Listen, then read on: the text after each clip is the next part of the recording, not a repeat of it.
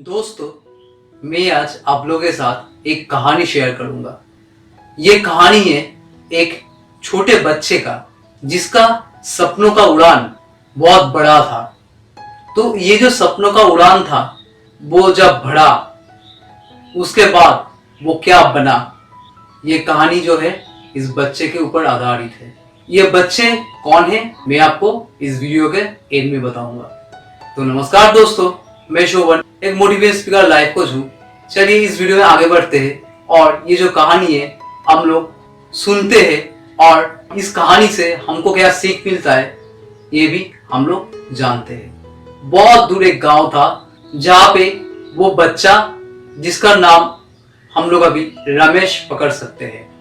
रमेश और उसका माँ गांगुताई जी ने एक छोटा सा गांव में रहता था। वो लोग बहुत गरीब थे। रमेश की माँ लोगों के घर में बर्तन मांजता था और उसी से ही उन लोगों का गुजारा होता था। रमेश अब भी बहुत छोटा है।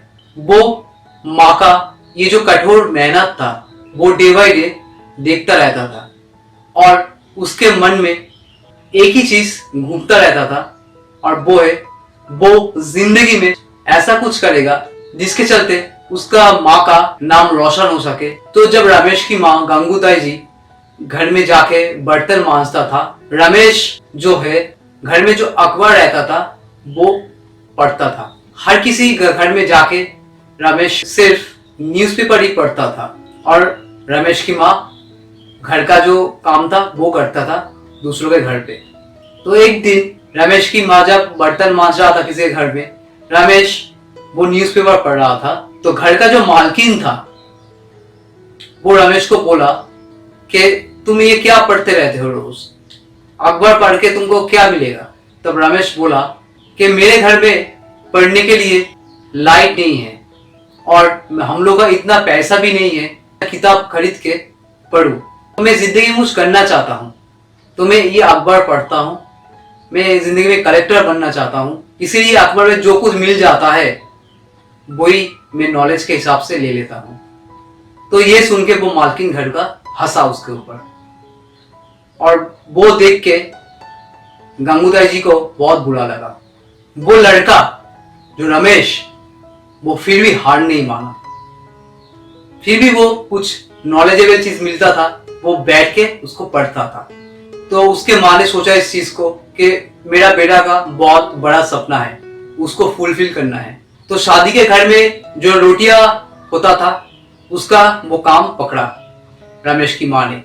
तो एक साथ वो 250-300 रोटियां वो अकेला ही करता था।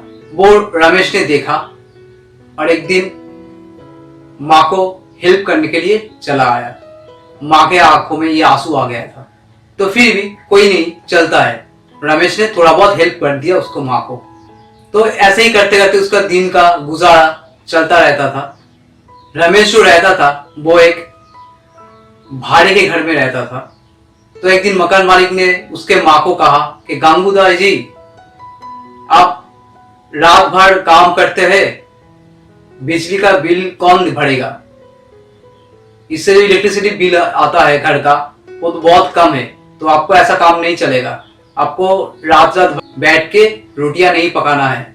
गंगूताई जी ने ये बात सुनकर लैंप उसका सहारा लिया। उसका गंगूताई का जो बेटा है रमेश, वो भी उस लैंप के सहारे थोड़ा बहुत पढ़ता रहता था। तो बहुत साल ऐसा बीतता गया। एक दिन जब कलेक्टर का एग्जाम वो देने शहर गया, उसके बाद एग्जाम देने के समय उसका हाथ में चोट लग गया, एक्सीडेंट हो गया उसका एक हाथ, मतलब लेफ्ट हैंड जो है उसका थोड़ा बहुत फ्रैक्चर हो गया था। मतलब बहुत खून निकल रहा था उस समय और पाँव में भी थोड़ा बहुत चोट आया। पर वो उस एक्सीडेंट में बैठकर भी ये सोच रहा था कि मुझे एग्जाम तो किसी हालत में देना है, नहीं तो एक साल पूरा बर्बाद हो जाएगा। तो जैसे तैसे भी हो वो एग्जाम देने चल गया और एग्जाम देने के बाद फिर अस्पताल में भर्ती हुआ। जब वो हॉस्पिटल से डिस्चार्ज हुए, घर में गया अपना, कुछ हफ्ते बाद जब पेपर आया उसके घर में तो देखा वो कलेक्टर बन गया। और ये जो न्यूज था माँ को सुनाया। माँ को जब सुनाया ये चीज, गंगूताई जी के आंखों में आंसू आ गया था। तो दोस्तों, इससे हम लोगों को क्या सीख मिलता है, इस कहानी से हम लोग को ये जानना है। पहला जो सीख है, जो दुनिया में लोग बोलते हैं उसको नहीं सुनना है कभी भी।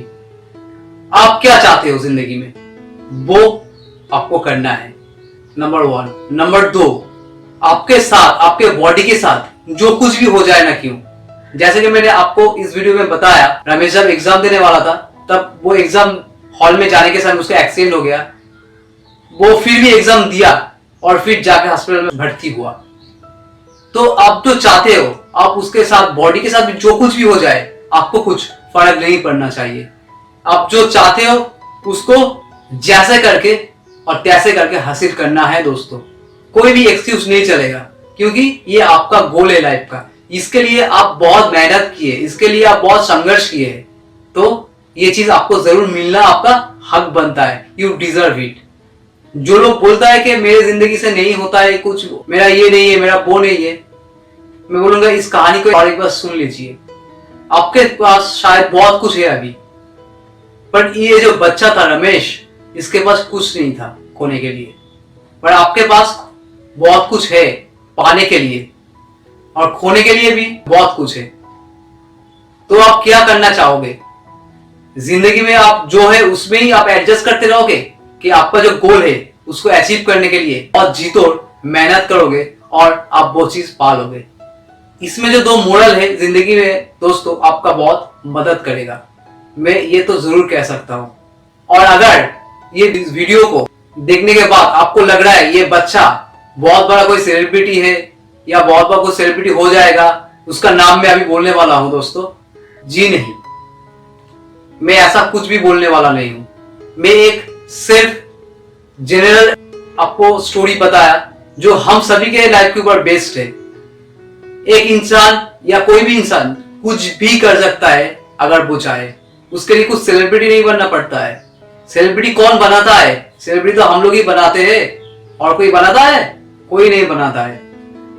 तो ये हर किसी का स्टोरी हो सकता है दोस्तों, ये हर किसी इंसान का स्टोरी हो सकता है। अगर आप कुछ चीजें शिद्दत से चाहते हो, तो कुछ चीज करने के लिए आप बहुत मेहनत करते हो, तो कुछ चीज पाने के लिए जो आपका डिजर्व करते हो उसके लिए अगर आप संघर्ष करते हो, तो आपको सब कुछ मिल सकता है। तो आशा करते हैं इस वीडियो में आपको जिंदगी में जो सही रास्ता है वो मैं दिखाने के लिए सक्षम हुआ हूं, और वो आप शायद कर भी लेंगे इस वीडियो को देखकर। मैं ये आशा करते हुए इस वीडियो को मैं खत्म कर रहा हूं। Wish you all the very best all of you.